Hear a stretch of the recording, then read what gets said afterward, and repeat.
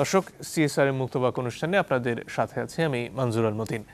আজকে সকালে যে খবরটি পত্রিকায়ও ছাপা হওয়ার মতো সময়ে ঘটেনি, অর্থাৎ একেবারে ভোরের দিকে মিয়ানমারে একটি পরিবর্তন ঘটে গেছে। সে দেশে যে গণতান্ত্রিক সরকার ছিল সেটিকে সরিয়ে দিয়ে সামরিক শক্তি ক্ষমতা দখল করেছে। 1 বছরের জন্য জরুরি অবস্থা জারি করা হয়েছে। সে নিয়ে আজকে আমাদের আলোচনা, এবং এর পরিপ্রেক্ষিতে বাংলাদেশে যে রোহিঙ্গার সমস্যা চলছে সেটার সমাধানের উপর কী ধরনের প্রভাব পড়তে পারে সেটি নিয়ে আমরা খানিকটা কথা বলতে চাই। এ নিয়ে কথা বলতে 3 জন সম্মানিত অতিথি যুক্ত হয়েছেন আমাদের সাথে। স্টুডিওতে উপস্থিত রয়েছেন অবসরপ্রাপ্ত রিয়ার অ্যাডমিরাল ASM আওয়াল, তিনি সাবেক রাষ্ট্রদূত। সরাসরি আমাদের সাথে যুক্ত হয়েছেন অ্যাম্বাসেডর M হুমায়ুন কবির, সাবেক রাষ্ট্রদূত, এবং অধ্যাপক ডক্টর দেলোয়ার হোসেন, তিনি অধ্যাপনা করছেন ঢাকা বিশ্ববিদ্যালয়ের আন্তর্জাতিক সম্পর্ক বিভাগে। আপনাদের সবাইকেই স্বাগত আমাদের অনুষ্ঠানে।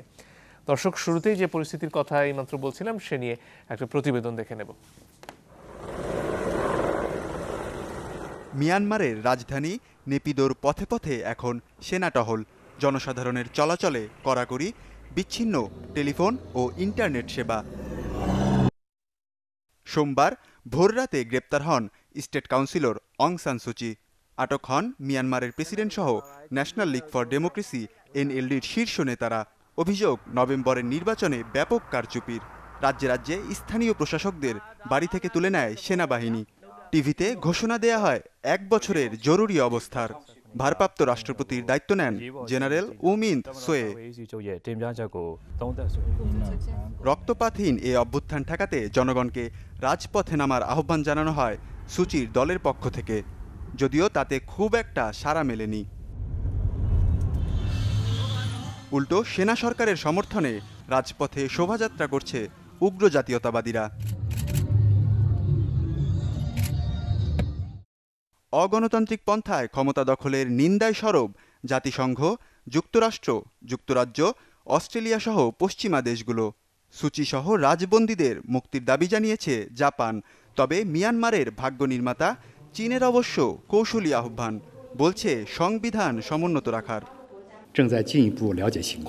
আশা করব দ্রুতই সংবিধান মেনে স্থিতিশীল পরিস্থিতিতে ফিরবে তারা। সব পক্ষের সমঝোতায় বিশৃঙ্খলা কাটিয়ে উঠবে মিয়ানমার। গণতন্ত্রের এমন অবমাননা আর দেশ জুড়ে জরুরি অবস্থার ঘটনায় আমরা উদ্বিগ্ন। মিয়ানমার সেনাবাহিনীকে অনুরোধ করব সুচি সহ আটকদের যেন দ্রুত মুক্তি দেয়া হয়। গেল নভেম্বরে দ্বিতীয় দফায় সুচির দল NLD জয় পেলেও ওই ফল মানতে অস্বীকৃতি জানিয়ে আসছিল সেনা সমর্থিত ইউনিয়ন সলিডারিটি পার্টি। ভোট কারচুপির 200-রও বেশি অভিযোগ আনা হয়েছে। এই অভ্যুত্থানের প্রতিবাদে প্রতিবেশী থাইল্যান্ডে বিক্ষোভ করেছেন সুচি সমর্থক শিক্ষার্থীরা। ঘেরাও করা হয় মিয়ানমার দূতাবাস। শুরুতেই অ্যাম্বাসেডর হুমায়ুন কবির, আপনার কাছে আসতে চাই। চীনের বক্তব্য দিয়ে যদি শুরু করি, বলা হচ্ছে যে তারা স্থিতিশীলতা চান এবং সংবিধান সম্মত এমনটা দেখতে চান। সেটা করার জন্য কি খানিকটা সংবিধান পরিবর্তন করে বন্দুকের নলের মাধ্যমে স্থিতিশীলতা জারি করে রাখলেই চলে যাবে? ধন্যবাদ আপনাকে। আমার মনে হয় না চীনারা যেটা বলছে, সংবিধান যে কথা বলা হচ্ছে সে সংবিধানের মৌলিক স্পিরিট যেটাকে বলা হয় এবং তার যে কাঠামো সেটাকে তো পরিবর্তন করে ফেলেছে। তাহলে তারা সংবিধান মানল কি করে? আর সংবিধান কিভাবে সমুন্নত থাকবে যদি সংবিধানের উপরই আক্রমণটা হয়? তো কাজেই চীনারা আসলে এটা আমরা বুঝতে পারি যে চীনের অবস্থানটা খানিকটা কৌশলী হতেই হবে। তার কারণ যে মিয়ানমারের পাশে বন্ধু হিসাবে অনেকদিন ধরেই চীন আছে, এখনো চীনকেই এখানে থাকতে হবে। কারণ মার্কিন যুক্তরাষ্ট্রের অবস্থান, যুক্তরাজ্যের অবস্থান, ইউরোপিয়ান ইউনিয়ন, অস্ট্রেলিয়া, জাপান, যারা এমনকি ভারতও যে বক্তব্য দিয়েছে তাতে কেউই তাদের পক্ষে কিন্তু অবস্থান নেয়নি। এবং সেটা আগামীকাল জাতিসংঘের নিরাপত্তা পরিষদের অধিবেশন বসছে এই বিষয়টি নিয়ে আলাপ আলোচনা করার জন্য। যদি সত্যি সত্যি এটা সামনের দিকে যায় তাহলে চীনকে কিন্তু পরীক্ষার মুখোমুখি হতে হবে। এবং সেখানে যদি যেটা আলাপ আলোচনা হচ্ছে, যদি মিয়ানমার বেসামরিক শাসনে ফেরত না আসে তাহলে কিন্তু, এবং যারা সুচি সহ অন্যান্যদেরকে বন্দী করেছে তাদেরকে ছেড়ে না দেয়, তাহলে তাদের উপর স্যাংশন আসবার একটা সমূহ সম্ভাবনা এখন দেখা যাচ্ছে। তো সেই বিবেচনায় চীনারা কৌশলী অবস্থান নেবে, এটাই স্বাভাবিক। তবে বাস্তব অর্থে চীনের মিয়ানমারের এই বর্তমান প্রশাসক বা যারা এখন সামরিকভাবে ক্ষমতাটা দখল করেছে, তাদের নির্ভরতা কিন্তু এখনো চীনের উপরই আছে। এবং সেই আমি বলবো যে এই নির্ভরতাটা পারস্পরিক বহুলাংশে। এক্ষেত্রে গত এক দশক ধরে যেভাবে মিয়ানমার পশ্চিমা বিশ্বের সাথে নিজেদের সম্পর্ক স্বাভাবিক করার চেষ্টা করছে, এর ফলে বেশ কিছু বিনিয়োগ এসেছে, ভারতীয় বিনিয়োগ এসেছে, সেগুলোর অবস্থা কি দাঁড়াবে এই পরিস্থিতির ফলে? এখন ধরেন, যদি আমি মনে করছি যে বর্তমান সরকার অর্থাৎ যারা আছে ক্ষমতা নিয়েছে, তারা যদি এই খুব দ্রুতই তারা অবস্থাটাকে স্বাভাবিক জায়গায় নিয়ে আসা এবং যে নির্বাচনকে তারা এখন বাতিল বলছে, সেই নির্বাচনকে পুনর্বহাল অথবা নতুন নির্বাচনের তারিখ ঘোষণা যদি না করতে পারে, তাহলে কিন্তু তারা স্যাংশনের মুখোমুখি করবার আশঙ্কা আছে। সেটা টার্গেটেড স্যাংশন হলেও টার্গেটেড এবং খুব সম্ভবত অর্থনৈতিক বিষয়গুলো এর আওতায় আসবে। এবং সেটা যদি হয়, তাহলে সেই ক্ষেত্রে আমি তো মনে করবো যে আপনি যেগুলো বলছিলেন, বিদেশি বিনিয়োগ এবং অন্যান্য বিষয়, সেই বিষয়গুলো কিন্তু হুমকির মুখে পড়তে পারে। এবং অনেকে প্রশ্নটা আজকে আমাকে দিয়েছে, প্রশ্ন করেছে যে মিয়ানমার তো আগেও এই এক ঘরে হয়ে থেকেছে, আর তা এখন পারবে না কেন? 2011 সালের আগে মিয়ানমার সত্যি সত্যি একটা, আপনি বলতে পারেন যে ছোট অর্থনীতি বা আমরা যেটা বলি রুডিমেন্টারি ইকোনমিক স্ট্রাকচারের দেশ ছিল। 71 সালের পরে কিন্তু এটা আস্তে আস্তে গ্লোবাল ইকোনমিতে ইন্টিগ্রেটেড হয়েছে, যার জন্য ওখানে ইনভেস্টমেন্ট যাচ্ছে, এফডিআই যাচ্ছে। যে সেই জায়গায় এখনকার মিয়ানমারকে এই এক ঘরে হয়ে থাকাটা কিন্তু অনেক বেশি জটিল এবং অনেক বেশি আমার কাছে মনে হয় যে কষ্টদায়ক। কাজেই এখন মিয়ানমার যে জায়গায় আছে, যেভাবে সংযুক্ত হচ্ছে পৃথিবীর সাথে, সে জায়গায় আগের অবস্থানে যাওয়াটা কিন্তু অত সহজ বিষয় হবে বলে আমার মনে হয় না। এবং তা যদি না হয়, তাহলে এই স্যাংশনের যে ভয়টা বা যে অবস্থাটা এখন মনে হচ্ছে যে সেদিকেই গড়াবে, যদি না মিয়ানমারের সামরিক জান্তা তার অবস্থা ড্রাস্টিক্যালি পরিবর্তন না করে, সেক্ষেত্রে কিন্তু এই বিষয়গুলো হুমকির মুখে পড়তে পারে। কিন্তু যেভাবে তারা পুরো এক বছরের জন্য জরুরি অবস্থার কথা বলছেন, তাতে কি মনে হয় যে সহসা তারা কোনো নির্বাচন বলুন বা গণতান্ত্রিক ব্যবস্থা কিছুটা হলেও ফিরিয়ে আনার ব্যাপারে আগ্রহী?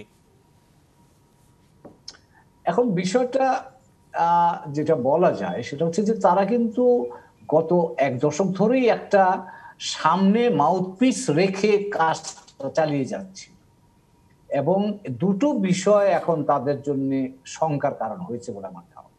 একটা হচ্ছে যে সূচি তারা আন্দাজ করেছিল বা তাদের ধারণা ছিল যে নির্বাচনের আগে ইউএসডিপি হয়তো যথেষ্ট পরিমাণে ভোট পেয়ে গেলে বা সিট পেয়ে গেলে সেখানে সূচির হাত মোটামুটি কম শক্তিশালী থাকবে। তাতে করে সূচি বছর দুয়েক আগে একটা উদ্যোগ নিয়েছিলেন সামরিক বাহিনীর প্রতিনিধিত্বের সংখ্যাটা কমিয়ে আনবার জন্য, তো সেটা তখন সফল হতে পারেনি তার সংখ্যার স্বল্পতার কারণে। এখন যেহেতু সূচি এবার আগের চাইতে বেশি সিট বা পার্লামেন্টের সিট পেয়েছেন, তিনি সে উদ্যোগটা নিতে পারেন। এবং পার্লামেন্ট যদি সেই সিদ্ধান্ত নেয়, সেই ক্ষেত্রে সামরিক বাহিনীর জন্য এই ব্যবস্থাটার বিরুদ্ধে যাওয়া একটা জটিল অবস্থা মনে হতে পারে, একটা বিষয়। দ্বিতীয় হচ্ছে জেনারেল লেই, যিনি এখন সেনা প্রধান, তিনি কিন্তু এই আগামী জুলাই মাসে রিটায়ারমেন্টে যাবেন, তার 65 বছর বয়স হয়ে যাবে।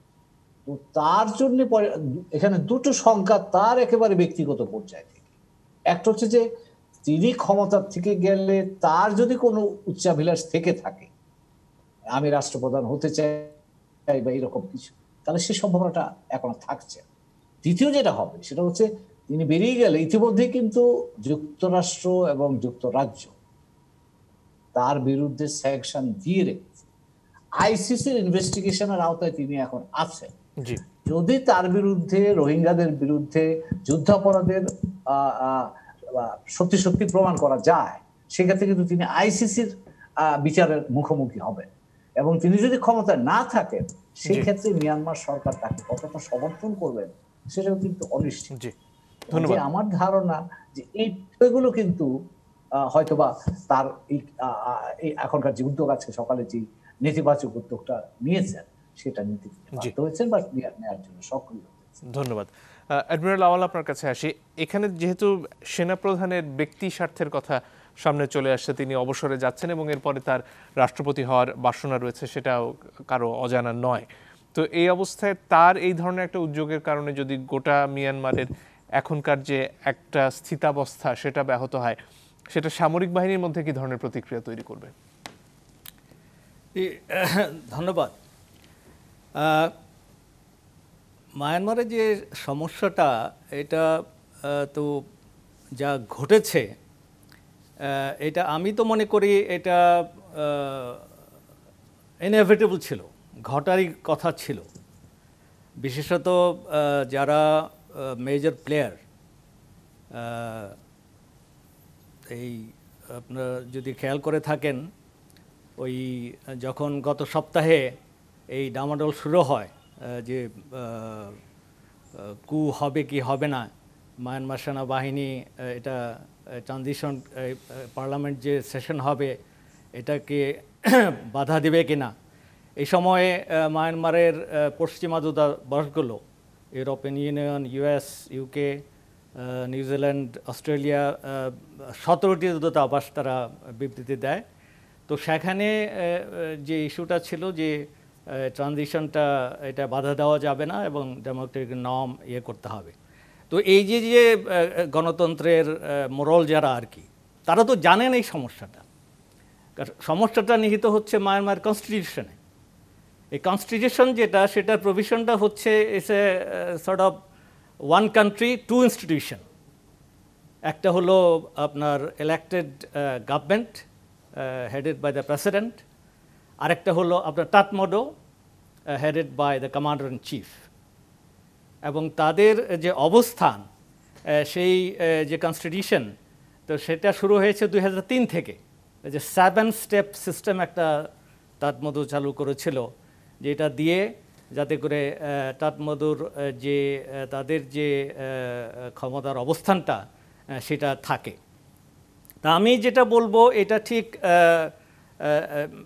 Commander in chief senior general মং লিয়াং শুধু উনার না, এটা ওই দুই ইনস্টিটিউশন, দ্য পলিটিক্যাল উইং, আরেকটা হচ্ছে টাটমোডো, এই দুইটার ভিতরে যে ক্ষমতার যে দ্বন্দ্ব সেটা। আর তার সাথে আছে দুইজন ব্যক্তি, একজন অং সান সু চি, আরেকজন এই সিনিয়র জেনারেল। তাদের যে ব্যক্তিগত অত্যন্ত উচ্চাভিলাষ, যার ফলে মায়ানমারের স্বার্থ এখানে বিঘ্নিত হয়েছে। এবং এই যে অবস্থানটা আপনার অং সান সু চির, তার যে আপনার ধারাবাহিক যে ইয়েটা দেখেন, উনি যেটাই করেছেন গণতন্ত্রের মানসকন্যা হিসাবে তার যে পরিচিতি, আর তারপরে তো আমরা দেখলাম ওনার যা যা কমিটমেন্ট ছিল, মানবাধিকার রক্ষা করা, মাইনরিটি স্বার্থ রক্ষা করা, সেটা তো হয় নাই। এবং আন্ডার হার ওয়াচ যেটা মানবাধিকার লঙ্ঘিত হয়েছে, জেনোসাইড হয়েছে, এথনিক গ্রুপগুলোর তাদের প্রত্যেকটা জায়গায় তাদেরকে অসুবিধায় পড়তে হয়েছে। আর যেটা আমরা সবাই ধরে নেয় যে তার সেই ধরনের ক্ষমতা ছিল না, সেটা ঠিক, কিন্তু উনি যে অক্ষম এটা তিনি কোনো সময় সেটা প্রকাশ করে নাই, বরং জেনোসাইডকে তিনি ডিফেন্ড করেছেন, সেটা আন্তর্জাতিক আদালতে গিয়ে ডিফেন্ড করেছেন। যেটাই করেছেন সেটা করেছেন তার রাজনৈতিক স্বার্থে, যাতে উনি তার পজিশনটা সংহত করতে পারেন। তো এই যে অবস্থানটা এখানে হচ্ছে এখন এমন একটা অবস্থায় এসে দাঁড়িয়ে হলো, যেটা অ্যাম্বাসেডর হুমায়ুন কবির উল্লেখ করেছেন, যে তার জন্য একটা এক্সিট অনুষ্ঠিত হয়ে গেল কমান্ডার ইন চিফের জন্য, যে উনি যদি চলে যান তারপরে কি হবে, তার রাজনৈতিক ভবিষ্যতে ইন্টারনালি যেটা, সেটা একটু যে এনএলডি যেভাবে ক্ষমতা তারা স্টেবিলাইজ করে ফেলছে, তাতে তার রাজনৈতিক ভবিষ্যৎ থাকছে না। তো এরপরে হলো যে আপনার যে প্রতিক্রিয়া, সেটা সেই ধরনের অবস্থা। এখন তো জনগণ ভোট দিয়েছে, 83% ভোটার ভোট দিয়েছে, তো তাদের তো প্রতিক্রিয়া দেখানোর কথা, তো সেটা এখনো দেখা যাচ্ছে না। সামরিক বাহিনীর যেটা হচ্ছে, সেটা তাদের অবস্থানটা এই ধরনের, যে সামরিক বাহিনীর যে গ্রাপ অন পাওয়ার, এটা আস্তে আস্তে কমে যাচ্ছে এবং ডেমোক্রেসি যত এটা রুট নেবে, তারা আরোহী হবে। আরেকটা কারণে বৈশ্বিক এখানে একটা আমি ঠেকানোর চেষ্টা একটু করছিলেন। শেষ করব। বৈশ্বিক যে ইয়েটা এখন যে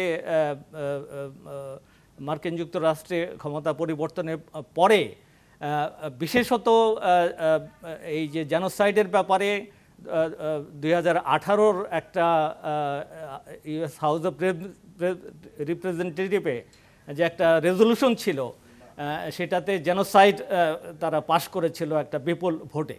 সেটা স্টেট ডিপার্টমেন্টের কাছে আছে, এটা এতদিন অ্যাকশন হয় নাই।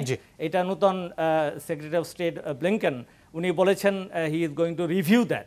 তো that is a strong warning for the Tatmadaw এবং জেনারেল। তো সেই হিসাবে তারাও দেখছে যে এক্সটার্নালি সেটা যদি হয় তাহলে আরেকটা চাপ আসবে। তো সব কিছু মিলিয়ে এই যে অবস্থাটা, তাতে মায়ানমারের স্বার্থ লঙ্ঘিত হচ্ছে, বাট এই যে দুই গ্রুপ এবং দুই গ্রুপের যে শীর্ষ তাদের স্বার্থটা এখানে মুখ্য হয়ে যায়। ধন্যবাদ। অধ্যাপক দেলোয়ার হোসেন, আপনার কাছে এই পর্যায়ে আসতে চাই। এই যে এক ধরনের স্বার্থের দ্বন্দ্বের কথা আমরা এতক্ষণ শুনছিলাম, সেখানে অং সান সুচি তো একরকম এই সামরিক জান্তার সাথে হাত মিলিয়ে এই রোহিঙ্গাদের ব্যাপারে তাদের যে অবস্থান সেটাকে সমর্থন করে গেলেন, এবং কখনোই যে মানবাধিকারের ব্যাপারে তার কাছে যে আশাটা ছিল সেটার প্রতি যথেষ্ট মান রাখতে পারেননি সেটার। তো এখন যখন এই অবস্থায় আবার তিনি পুনর্নির্বাচিত হলেন, এত কি সমস্যা হয়ে গেল যে একেবারে রাতে অন্ধকারে তাকে সরিয়ে দিতে হলো সামরিক জান্তার? ধন্যবাদ।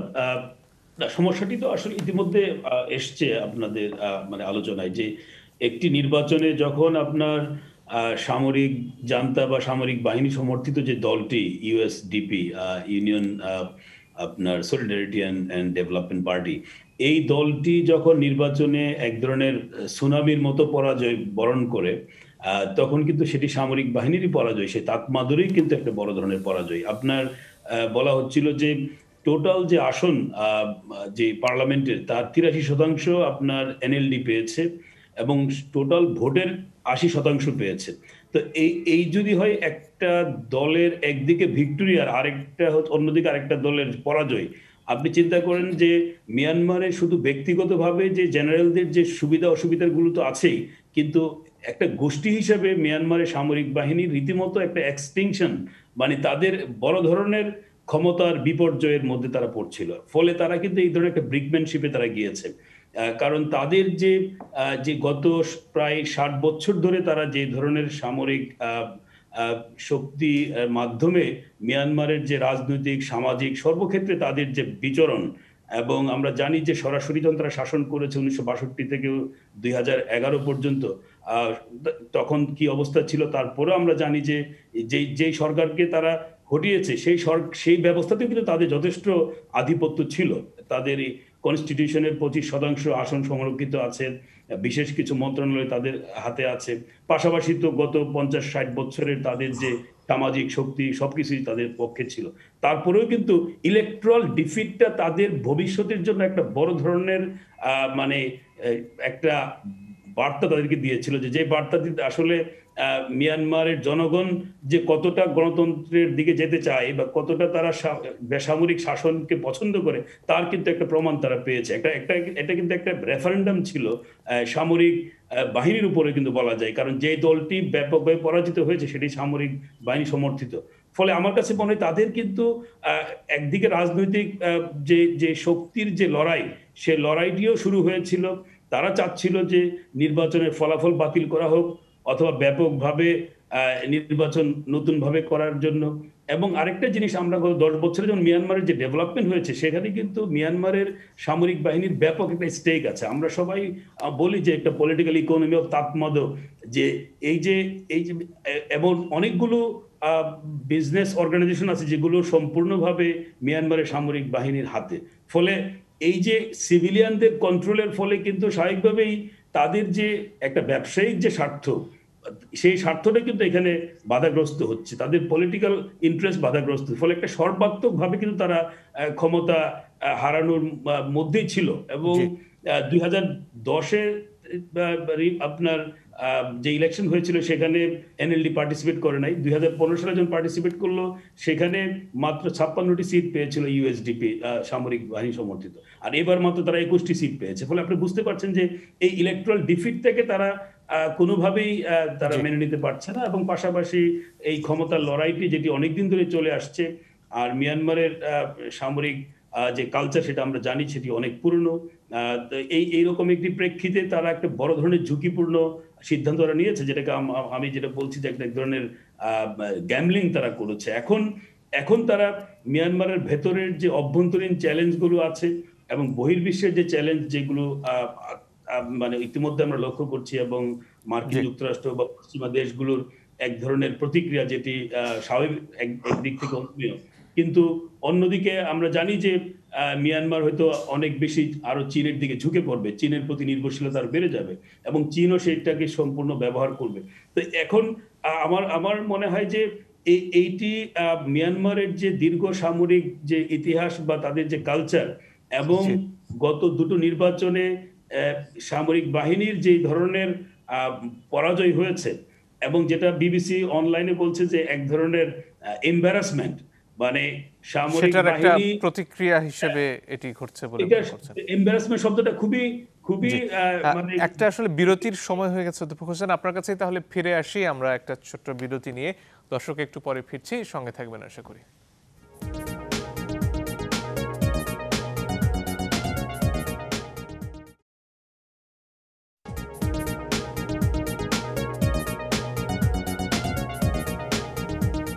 দর্শক আপনারা দেখছেন সিএসআর মুক্তবাক।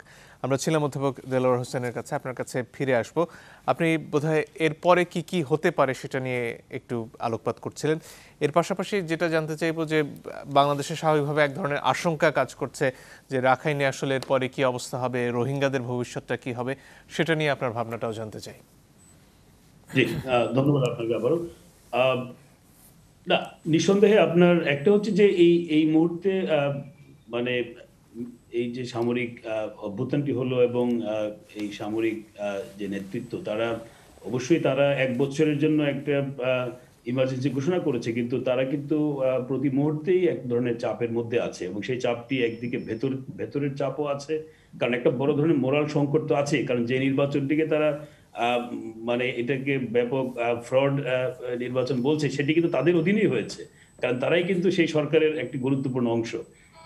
এবং সেই সিচুয়েশনে এক ধরনের তাদের একটা মোরাল ক্রাইসিস আছে, জনগণের কাছে, জনগণের সামনে তাদের এক ধরনের মানে দায়বদ্ধতা আছে, পাশাপাশি যে রেজিস্ট্যান্স যেটা আমরা জানি এই মুহূর্তে শুরু হয়নি, বাট ভবিষ্যতে শুরু হতে পারে, কিন্তু আন্তর্জাতিক যে প্রতিক্রিয়া সেটিকে মোকাবেলা করা, রোহিঙ্গা ইস্যুটাকে মোকাবেলা করা, সেখানে যদি আমরা আসি, রোহিঙ্গা ইস্যুতে আপনার বেশ কিছু হয়তো দৃশ্যপট আমরা চিন্তা করতে পারি। এর মধ্যে একটি হচ্ছে যে হ্যাঁ, ইতিমধ্যে মিয়ানমারের সঙ্গে বাংলাদেশ এবং চীন ত্রিপক্ষীয় একটি আলোচনার প্রক্রিয়া চলছিল, এবং এই মাসেরই এই প্রথম সপ্তাহে আরেকটি ওয়ার্কিং কমিটির বৈঠক হওয়ার কথা ছিল, কিন্তু এই বৈঠকটি হয়তোবা এই ধরনের একটি জরুরি রাজনৈতিক পরিস্থিতির কারণে হয়তোবা বিলম্বিত হতে পারে, কিন্তু এখানে নাটকীয় কোনো পরিবর্তন হওয়ার সম্ভাবনা নেই, কারণ যে সরকারের অধীনে এই অগ্রগতিটা হয়েছিল সেই সরকারই কিন্তু ক্ষমতায় আছে এ করতে, কারণ অং সান সুচি এমন তার অবস্থানটা রোহিঙ্গাদের পক্ষে ছিল না, বরং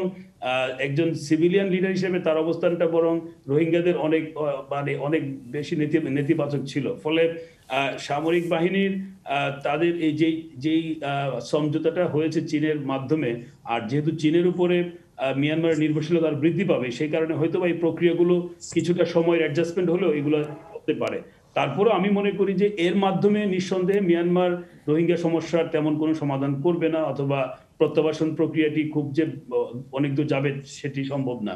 মিয়ানমারের উপরে যেই ধরনের আন্তর্জাতিক চাপ প্রয়োগ করার কথা ছিল সেটি কিন্তু গত 4 বছরে সেভাবে হয়নি, এবং না হওয়ার জন্য আমরা জানি যে মিয়ানমারের পক্ষে যেভাবে চীন বা রাশিয়া কাজ করছে, এমনকি জাতিসংঘের আপনার সাধারণ পরিষদের বিভিন্ন কমিটিতে ভারত থেকে শুরু করে অনেক দেশ মিয়ানমারের পক্ষ অবলম্বন করছে। তো এইরকম একটি সিচুয়েশনে আপনার মানে মিয়ানমারের বিরুদ্ধে তেমন কিছু করা যায়নি, কিন্তু এখন যে অবস্থাটি তৈরি হয়েছে, যেটি আমার কাছে মনে হয় যে মিয়ানমার নিজে থেকে একটা দ্বিতীয় ফ্রন্ট তৈরি করেছে তাদের উপর একটা কূটনৈতিক চাপ সৃষ্টির জন্য। একদিকে রোহিঙ্গা বিষয়ে তাদের উপর একটা প্রেশার আছে, আপনার আন্তর্জাতিক বিচার আদালত আইসিসি এবং আন্তর্জাতিক সম্প্রদায়, আমরা জানি যে গত ডিসেম্বর মাসে বা নভেম্বর মাসে দুটো প্রস্তাব তাদের বিরুদ্ধে পাশ হয়েছে আপনার থার্ড কমিটিতে, এবং সেটি কিন্তু ব্যাপক ভোটে কিন্তু পাশ হয়েছে। তো এই চাপের সঙ্গে আপনার এই মুহূর্তে মার্কিন যুক্তরাষ্ট্র, যদিও তারা মিয়ানমারের ভেতরের এই যে সামরিক অভ্যুত্থান নিয়ে কথা বলছেন, কিন্তু তারা কিন্তু এই গণহত্যার বিষয়টিও কিন্তু তারা বিবেচনা করছে, এবং এই গণহত্যার যেই দেশটি গণহত্যার সঙ্গে যুক্ত সেই দেশটি আবার সামরিক অভ্যুত্থান ঘটায়, সেই দেশটি সে দেশের নির্বাচিত নেতৃত্বকে রাতের আধারে বন্দী করে। ফলে এইরকম একটি রাষ্ট্রের যে ক্রেডিবিলিটি, এবং এরকম একটি রাষ্ট্র যখন তার দেশের একটা জনগণের একটা বড় অংশ 11 লক্ষ মানুষকে গণহত্যার শিকার করে তাদেরকে সরিয়ে দেয়, সেই রাষ্ট্রের বিরুদ্ধে কিন্তু একটা আন্তর্জাতিক ঐক্য, এবং বাংলাদেশ যেটা চাচ্ছিল শুরু থেকেই যে তাদের বিরুদ্ধে এই যে 5 দফা প্রস্তাব যেটি করা হয়েছিল, যে মিয়ানমারের ভেতরে এক ধরনের সামরিক হস্তক্ষেপের মাধ্যমে তাদেরকে বাধ্য করা যে রোহিঙ্গারা যেন ফেরত যেতে পারে। তো এইরকম চাপ কিন্তু দেওয়ার সময় সামনে আসছে। আমার কাছে মনে হয় এই ঘটনাটি শেষ মানে রোহিঙ্গাদের পক্ষেও যেতে পারে। ধন্যবাদ। আপনার কাছে আবারও ফিরবো খানিকক্ষণ বাদে। অ্যাম্বাসেডর হুমায়ুন কবিরের কাছে এই পর্যায়ে আসতে চাচ্ছিলাম, এই যে 80% ভোট পেল সুচির দল, তারপরেও রাস্তায় তো কোনো ধরনের প্রতিবাদ দেখা যায় না, এটা কি মিয়ানমারের জন্য একটা স্বাভাবিক সংস্কৃতি? ভোট তারা দিয়েছে, কিন্তু প্রতিরোধের জায়গায় যাবে কিনা, কারণ আগে 1988 সাল বা তারপরে কয়েক বছর আগের যে যে ঘটনা প্রবাহ, সেটাকে বিশ্লেষণ করলে বোঝা যায় যে সামরিক বাহিনীর বিরুদ্ধে প্রতিবাদ করে খুব যে কাজ হয় তা কিন্তু নয়। এবং সেখানে সুচি বলছেন গত 3 দিন ধরে আলোচনা হচ্ছে যে মিয়ানমারে এটা হতে পারে, কিন্তু এই বিষয়টাকে বা এই ধরনের উদ্যোগকে প্রতিরোধ করার জন্য কোন উদ্যোগ তো দেখা যায়, বরঞ্চ গত 2 দিন ধরে ইয়াঙ্গনে সামরিক বাহিনীর সমর্থনে লোকজন মিছিল করছে, কাউন্টার মিছিল বা পাল্টা মিছিল কিন্তু দেখা যায়। তার অর্থটা হচ্ছে যে সুচির দল হয়তো ভোট পেয়েছে, মানুষ তাদের নিরপেক্ষভাবে তাদের বা শান্তিপূর্ণভাবে তাদের মতামত প্রকাশ করেছে, এখন তার সামরিক বাহিনীর বিরুদ্ধে প্রতিরোধে যোগ দেবে কিনা সেটা কিন্তু ভিন্ন ব্যাপার। এবং আরো যেটা হয়, ধরুন যেমন রাখাইন প্রদেশে সুচি এবং সামরিক বাহিনীর ভূমিকা একই ছিল, এবং অন্যান্য ক্ষেত্রে অনেকে হয়তো ভাবতে পারে যে সামরিক বাহিনী আর সুচির মধ্যে তফাৎ কি আছে। ভোটের সময় ভোট দিয়েছি সুচিকে, কিন্তু এখন সামরিক বাহিনী এসে থাকে, তাতে আমাদের খুব বিরক্ত হওয়ার মতো কারণ নাই। তো সেই বিবেচনায় আমার কাছে মনে হয় যে প্রতিরোধের কথা বা ডাক সুচি দিয়েছে, সেটা বাস্তবায়ন কতটা করা যাবে এটা কিন্তু এখনো দৃশ্যমান নয়। এবং সেটা না হলে সামরিক বাহিনীর সামাজিক, অর্থনৈতিক, রাজনৈতিক এবং এখন সামরিক শক্তি, এগুলো মিলে কিন্তু তারা অভ্যন্তরীণভাবে বিষয়টাকে আপাতত সামাল দিতে পারছেন বলে মনে হচ্ছে। তবে আন্তর্জাতিক চাপ যদি বাড়তে থাকে, সেটা কোথায় গিয়ে যাবে সেটা বলা মুশকিল, কারণ মিয়ানমারের অর্থনীতির চাকাটাকে চালু রাখতে গেলে কিন্তু আন্তর্জাতিক সমর্থন প্রয়োজন। সেখানে কোনো ধরনের স্যাংশন যদি এসে যায়, যার সম্ভাবনা দেখা যাচ্ছে, সেটা হলে কিন্তু সামরিক বাহিনীর জন্য একটা বেকায়দা অবস্থা তৈরি হতে পারে। ধন্যবাদ। অ্যাডমিরাল আওয়াল, আপনার কাছে ফিরে আসি। এই যে পরিস্থিতি নিয়ে আমরা এতক্ষণ কথা বলছিলাম, সেখানে যেটা একটু আগে অ্যাম্বাসেডর কবির বলছিলেন যে সুচি দল এবং সামরিক বাহিনীর মধ্যে আসলে আদতে খুব বেশি তফাৎ নেই, এবং সে কারণে প্রতিরোধের বিষয়ে জনগণ আগ্রহ দেখায় না। এই ব্যাপারে আপনার কি মত? প্রতিরোধ, যেটা আমরা ওই যখন ব্রেকে ছিলাম বলছিলাম যে বুদ্ধিস্ট, তাদের বাই নেচার একটু ধীর গতিতে তাদের রিয়াকশনটা হয়। তো এখন তো একটা বিশেষ অবস্থা, সামরিক বাহিনী তাদের এই ধরনের সিচুয়েশন কন্ট্রোল করার জন্য তাদের মেকানিজম আছে, তো সেই অনুযায়ী যারা রাজনৈতিক নেতৃবৃন্দ আছে, কর্মী আছে, বিভিন্ন অ্যাক্টিভিস্ট আছে, তাদেরকে অনেকে অ্যারেস্ট করেছে এবং তারা যাতে কোনো ধরনের প্রতিক্রিয়া না দেখাতে পারে সেই ব্যবস্থা নিয়েছে। তাতে করে এটা একটা সময়ের ব্যাপার, দেখতে হবে কিভাবে জিনিসটা ডেভেলপ করে। বাট এটা হচ্ছে যে এখন মায়ানমারের একটা জিনিস হয়েছে যে মায়ানমারের মানুষ তারা গণতন্ত্রের কিছুটা সীমিত হলেও যে স্বাদ তারা পেয়েছে, একটা মুক্ত পরিবেশ, বেসামরিক সরকারের অধীনে যে একটা দেশ চলতে পারে, সেই একটা ধারাবাহিকতা 5 বছর দেখেছে।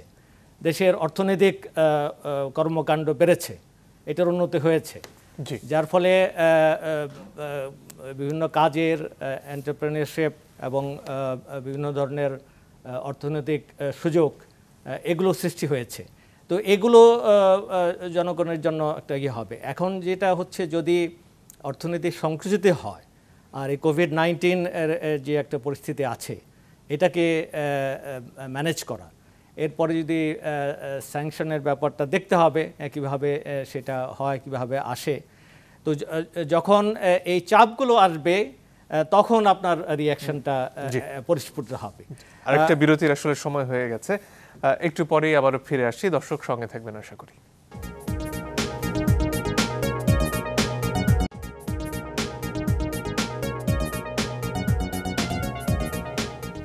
দর্শক, আপনারা দেখছেন সিএসআর মুক্তবাক অনুষ্ঠানের শেষ ভাগে রয়েছে আমরা। অ্যাডমিরাল আওয়াল, আপনার কাছে আসি।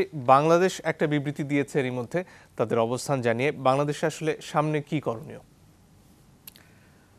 আমাদের করণীয় হচ্ছে, আমরা যে প্রক্রিয়া চলছিলাম, যেভাবে এনগেজ ছিলাম, সেটাকে আরও ত্বরান্বিত করা।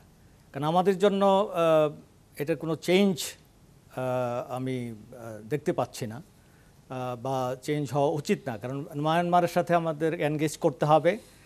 যে প্রক্রিয়া শুরু হয়েছে, যে রিপ্রেট্রিয়েশন যে অ্যারেঞ্জমেন্ট আছে, সেটাকে এগিয়ে নিয়ে যেতে হবে। চীনের দুতিয়ালিতে যে উদ্যোগটা হয়েছে, পররাষ্ট্র সচিব পর্যায়ে যে বৈঠক হয়ে গেল, এরপরে ডিজি লেভেলে যে বৈঠক আছে ওয়ার্কিং গ্রুপের, সেটা যাতে হয় এবং এই প্রক্রিয়া চালু করতে হবে। এবং চীনের যে মধ্যস্থতা, এটাকে আমি বিশেষভাবে গুরুত্বের সাথে দেখতে চাই, এই একটা জিনিস। আর হচ্ছে আন্তর্জাতিক যে সমস্ত আছে, একটা জিনিস আমাদেরকে, কারণ এখন এদের জন্য রোহিঙ্গা ইস্যুটা এই সামরিক জান্তার জন্য খুব একটা বড় বিষয় না, যদি ঘাড়ের উপরে কোনো চাপ না আসে। তো সেই হিসাবে হয়তো এখন তারা কিছুই করবে না বা করতে চাইবে না। বাট এমন যদি আবার একটা পরিস্থিতি হয় যে কোনো একটা আভ্যন্তরীণ সংকট সৃষ্টি করার জন্য ওখানে যে 6-7 লাখ আছে, তাদের উপরে যদি আবার কোনো ধরনের হামলা চলে আসে, তখন একটা চিন্তা করেন। সেই হিসাবে আইসিজির যে প্রসেস, তারপরে আইসিসির প্রসেস, এগুলোকে চালু রাখতে হবে। এর সাথে আমাদের দেখতে হবে যে মার্কিন যুক্তরাষ্ট্র কী পজিশন নেয়। তারা তো বলছে যে the America is back to give leadership. তো এখন গণতন্ত্র এবং মানবাধিকার দুটোর উপরে সরাসরি আঘাত এসেছে। তো এটা একটা টেস্ট মার্কিন যুক্তরাষ্ট্রের জন্য, এটা কিভাবে হ্যান্ডেল করবে। এবং এইটাতে আমরা চাইব, সিকিউরিটি কাউন্সিলে তো বিরাট বাধা আসবে। চীনের জন্য একটা চ্যালেঞ্জ যে তারা কিভাবে এই ধরনের একটা গণতন্ত্রের লঙ্ঘনকে তারা কিভাবে নেয়। আমরা দেখব যে, আমরা চাইবো যে মার্কিন যুক্তরাষ্ট্র এটার একটা শক্ত অবস্থান নেক। অ্যাম্বাসেডর কবিরের কাছে একটু আসতে চাইছিলাম, আসলে সময় খুব সংক্ষিপ্ত। অ্যাম্বাসেডর কবির, এই যে পরিস্থিতি নিয়ে আমরা এতক্ষণ কথা বলছিলাম, সেখানে রাখাইন নিয়ে কি এই মুহূর্তে আশঙ্কার খুব বেশি কারণ রয়েছে যে সেখানে নতুন করে অস্থিতিশীলতা তৈরি হতে পারে? আমি খুব সেটা মনে করছি না, তার কারণ তবে রাখাইনের ব্যাপারে তাদের বিশেষ মনোযোগ আছে, সেটা বোঝা গেল। রাখাইনের যিনি এখন মুখ্যমন্ত্রী, তাকে কিন্তু অ্যারেস্ট করা হয়েছে এবং রাখাইনের সামরিক বাহিনী অথবা ইউএসডিপি, তাদের নিয়ন্ত্রিত দল, এবং এনএলডি, এর মধ্যে কোনো তফাৎ নাই। তারা সকলেই কিন্তু একই রাখাইনের ব্যাপারে একই নীতি অবলম্বন করে গেছেন। আর এখনকার বাস্তবতা হচ্ছে মাঠ পর্যায়ের আরাকান আর্মির সাথে সামরিক বাহিনীর যে লড়াই চলছিল গত বছর ধরে, সেটা জাপানি মধ্যস্থতা কিন্তু সিজফায়ার কারণে এই সৃষ্টি করার জন্য মিয়ানমারের সামরিক বাহিনী খুব আগ্রহী হবে, যদি না অন্যান্য দলগুলো যেমন আরাকান আর্মি বা অন্যান্য যে আঞ্চলিক সামরিক ইউনিটগুলো আছে বিদ্রোহীদের, তারা হঠাৎ করে সক্রিয় না। জি, ধন্যবাদ অধ্যাপক দিলওয়ার হোসেন। এই যে অস্থিতিশীলতার একটা আশঙ্কা থেকে যাচ্ছে, সেটার ব্যাপারে কি বাংলাদেশের কোনো ধরনের প্রস্তুতি নেওয়ার রয়েছে? নিশ্চয়ই আমার মনে হয় বাংলাদেশের অনেক কিছুই করণীয় আছে, কারণ এটি একটি অস্বাভাবিক পরিস্থিতি। যতটাই আমরা পলিটিক্যালি হয়তো আমাদের কাছে ইনসিগনিফিকেন্ট যে অং সান সুচি থাকলো না, সামরিক বাহিনী থাকলো, কিছুটা হয়তো এটা নিয়ে আমরা আমাদের অতটা কনসার্ন নাই, কিন্তু মিয়ানমারের ভেতরে যে রাজনৈতিক স্থিতিশীলতার ব্যাপার এবং এই যে নতুন পট পরিবর্তন হওয়ার কারণে তাদের গতিবিধি কি, এবং আমার মনে হয় যে রিয়েল টাইম মনিটরিং করা দরকার, আমাদের ভিজিলেন্ট থাকা দরকার। এবং যেটি আপনি বললেন যে এই যে নতুন করে আবার কোনো ধরনের এক্সোডাসের কোনো তৈরি হয় কিনা সেটির ব্যাপারে সতর্ক থাকতে হবে। আবার একই সঙ্গে আমাদের সম্ভাবনাগুলো, সুযোগগুলো কাজে লাগাতে হবে, কারণ মিয়ানমারের সরকারকে যেই ফর্মের সরকারই হোক না কেন, সেই আগের সূচি এবং একটা মিক্স সরকার হোক আর এখনকার সরকার হোক, তাদের উপরে চাপ প্রয়োগ ছাড়া কিন্তু কোনো কিছু অর্জন করা যাবে না। এবং সেই চাপটি চীনের মাধ্যমেই হোক অথবা আন্তর্জাতিকভাবেই হোক বা আঞ্চলিকভাবে হোক, সেটির প্রয়োজন আছে। এবং সেই জন্য বাংলাদেশকে তার কূটনৈতিক যে প্রক্রিয়া, আমরা জানি যে আইসিজে বলেন বা জাতিসংঘের সাধারণ পরিষদ বলেন বা জাতিসংঘের নিরাপত্তা, সর্বত্রই কিন্তু বাংলাদেশকে একটা লিডিং রোল প্লে করছে এবং সেটি মিয়ানমার ভালো করে জানে। বাংলাদেশ যেমন মিয়ানমারের সঙ্গে দ্বিপাক্ষিক এনগেজমেন্টও বজায় রাখছে, পাশাপাশি আন্তর্জাতিক যে প্রক্রিয়াগুলো, সেই প্রক্রিয়াগুলোকেও বাংলাদেশ সেখানে একটা লিডিং রোল প্লে করছে। তো আমার মনে হয় যে মিয়ানমারের দিকে অনেক নজর রাখা উচিত, সেখানকার সামরিক দিকগুলো আমাদের মাথায় রাখতে হবে। এবং এই যে নতুন একটা ভূ রাজনৈতিক বাস্তবতা তৈরি হচ্ছে, সেখানে চীন এবং ভারতের হিসাবের পরিবর্তন ঘটবে, যুক্তরাষ্ট্রের হিসাবের পরিবর্তন ঘটবে, সেই জায়গাগুলোতে আমাদের জন্য স্টেক থাকে। এবং আমাদের যে অবস্থান, যদিও আমাদের মূল ফোকাসটা রোহিঙ্গাদের ফেরত পাঠানো এবং সেটি প্রত্যাবাসনের মাধ্যমে, তো এই বিষয়গুলো অবশ্যই আমাদের প্রায়োরিটি, কিন্তু একই সঙ্গে আমাদের দ্বিপাক্ষিক সম্পর্ক এবং এই বে অফ বেঙ্গলকে কেন্দ্র করে যে নতুন ধরনের ভূ রাজনৈতিক বাস্তবতা তৈরি হচ্ছে, কারণ চীনের প্রতি মুখাপেক্ষিতা যখন বেড়ে যাচ্ছে তো মিয়ানমারের, সেখানে কিন্তু একটি বাস্তবতা তৈরি হচ্ছে এবং সেই জায়গাটিতে বাংলাদেশের কোনো ভূমিকা আছে কিনা সেটি খুঁজে দেখতে হবে। ফলে সার্বিকভাবে আমি মনে করি যে আমাদের কূটনীতিকে আরো সচল এবং আরো বেশি সুযোগ সন্ধানী হতে হবে এবং একই সঙ্গে মিয়ানমারের পরিস্থিতিকে অত্যন্ত কঠোরভাবে এবং তীক্ষ্ণভাবে নজর রাখতে হবে, মনিটরিং করতে হবে এবং আমাদের ভিজিলেন্স অত্যন্ত গুরুত্বপূর্ণ। অসংখ্য ধন্যবাদ আপনাদের তিনজনকেই ধন্যবাদ জানাচ্ছি আমাদেরকে সময় দেওয়ার জন্য। দর্শক ধন্যবাদ আপনাদেরকেও যারা এতক্ষণ আমাদের সাথে ছিলেন। বিদায় নিচ্ছি আজকের মতো।